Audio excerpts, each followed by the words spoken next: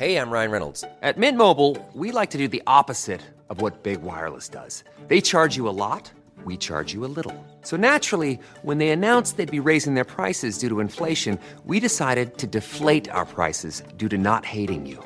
That's right. We're cutting the price of Mint Unlimited from $30 a month to just $15 a month. Give it a try at mintmobile.com/switch. $45 upfront payment equivalent to $15 per month. New customers on first 3-month plan only. Taxes and fees extra. Speed slower above 40 gigabytes. See details. On today's Smart 7, Britain's trains head for renationalisation, chaos continues in France and South Korea, and much more. It's Thursday, 5th of December, it's World Soil Day, and happy birthday, Catherine Tate.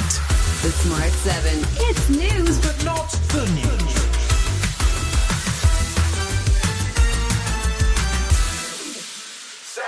Transport and celebrity chefs seem to be the theme of Wednesday's Prime Minister's Question Time. After the resignation of Transport Secretary Louise Hay over an historic fraud conviction that she says revolved around a misunderstanding over a work phone, Tory leader Kemi Badenoch wanted to know why a convicted fraudster was ever appointed to the cabinet. Starmer wouldn't be drawn on the matter, so Badenoch switched topics to a celebrity chef, but at least it wasn't Greg Wallace. Even former supporters, Chef Tom Kerridge, who endorsed Labour at the election, said that the budget was catastrophic. He built a real business employing young people, unlike his cabinet of trade union stooges, CV embellishers, and an actual fraudster. Starmer wasn't too pleased about that and denied that he was in need of any relaunch of his government, while also reminding the Tory leader of her own party history. The only relaunch on that side of the house is the leadership bids of her rivals. And they should never be allowed to forget the damage they did to our country.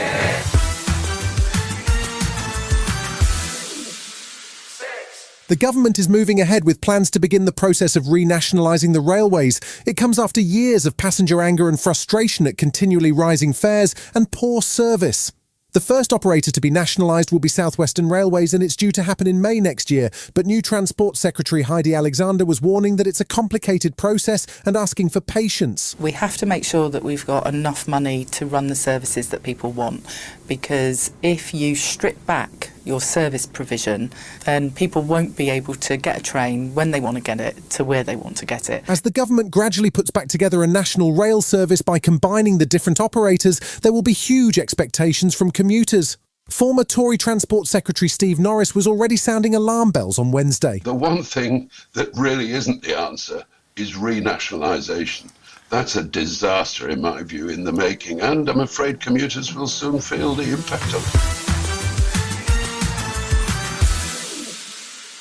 South Korean President Yoon Suk-yeol is facing impeachment after a brief attempt to impose martial law on his country, which ended in protests and a humiliating climb down. 6 opposition parties have submitted an impeachment motion, which could be put to a vote on Saturday, but the president's own People Power Party have pledged to block the move. The US government, which has 30,000 troops stationed in South Korea, were alarmed by the hasty decision and expressed relief that Suk-yeol eventually backed down. It's thrown into doubt a planned visit next week by US Secretary of Defense Lloyd Austin, and former MP and security analyst Tobias Ellwood says it's a deeply worrying situation, with North Korea ready to take advantage of any weakness. My concern is what will North Korea do about this, because when your adversary is going through problems, you take advantage of that. And if we don't have a president in place, and there are other positions as well, what's going to happen there as well? The Americans are particularly nervous.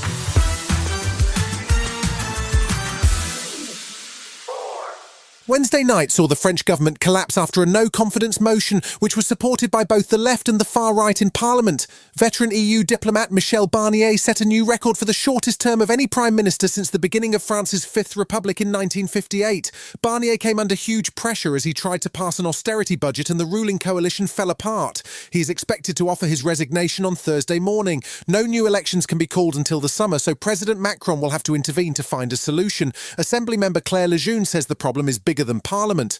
We believe the heart of the problem is actually with Emmanuel Macron and his way of using our constitution in a very radical, anti-democratic way. The only way to stabilize the situation would be to have another presidential election. Still to come on today's Smart 7, Man City get back to winning ways and a Vogue legend makes a surprise appearance. Right after this.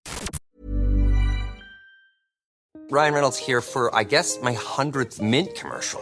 No, don't. I mean, honestly, when I started this, I thought I only have to do like 4 of these. mean, it's unlimited premium wireless for $15 a month. How are there still people paying 2 or 3 times that much? I'm sorry, I shouldn't be victim blaming here. Give it a try at mintmobile.com/switch. Whenever you're ready. $45 upfront payment equivalent to $15 per month. New customers on first 3-month plan only. Taxes and fees extra. Speed slow or above 40 gigabytes. See details. Welcome back. There were 6 Premier League games on Wednesday night, with most of the big names in action, including Liverpool, Arsenal and Man City. The evening saw 25 goals in total and a couple of shock results. Everton beat Wolves 4-0, Aston Villa beat Brentford 3-1, and Arsenal were too good for Man United, beating them 2-0 at the Emirates. Chelsea went on a rampage at Southampton, finishing up 5-1 winners, while Liverpool and Newcastle drew 3-3. The most relieved manager on Wednesday night, though, was Pep Guardiola, whose side finally broke their losing streak with a 3-0 win against Nottingham Forest. The difference for Man City was the return of Kevin De Bruyne, starting for the first time since September, who scored their second goal and played 70 minutes. I think in the second half I tried to manage a bit more and then control a little bit, and I'm happy I could do 70 minutes. It's a big improvement of what I've done lately, so I'm happy about that. She's definitely a style icon, and her distinctive sunglasses and bob haircut were a surprising sight on BBC Breakfast on Wednesday morning. She is, of course, Dame Anna Wintour, Editor-in-Chief of Vogue, also Chief Content Officer for Condé Nast. She's ruled the roost at the pinnacle of fashion for over 30 years, and she popped up to talk about a new immersive exhibition celebrating the history of Vogue, and narrated by Kate Blanchett, which is just about to open in London. Vogue, Inventing the Runway, is at the Light Room in London's King's Cross and features the work of more than 60 designers. Anna wasn't giving much away, though, about her own iconic image. What I'm interested in is the creative aspect of my job. My outside life is really something, in a way, I feel has been talked about more by people who don't really know me. And what I care about most passionately is the work and the people that I'm so lucky to work with.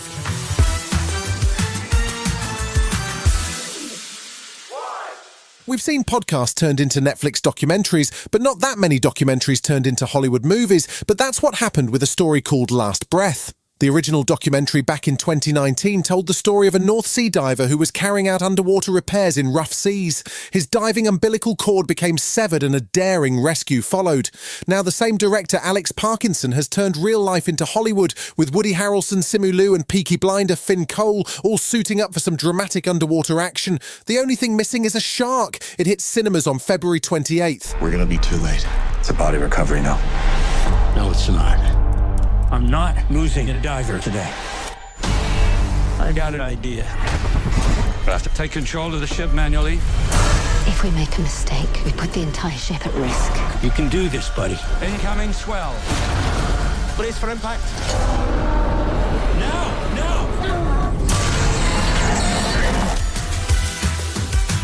You've been listening to The Smart 7. We'll be back tomorrow at 7 a.m. Hit that follow button and have a great day. Give us 7 minutes, we'll give you the world. Over 4 decades, Aberdeen has built deep relationships throughout emerging market economies.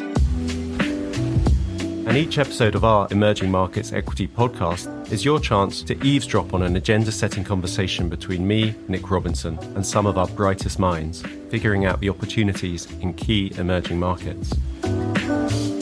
Search for the Emerging Markets Equity Podcast from Aberdeen. That's ABRDN, wherever you get your podcasts.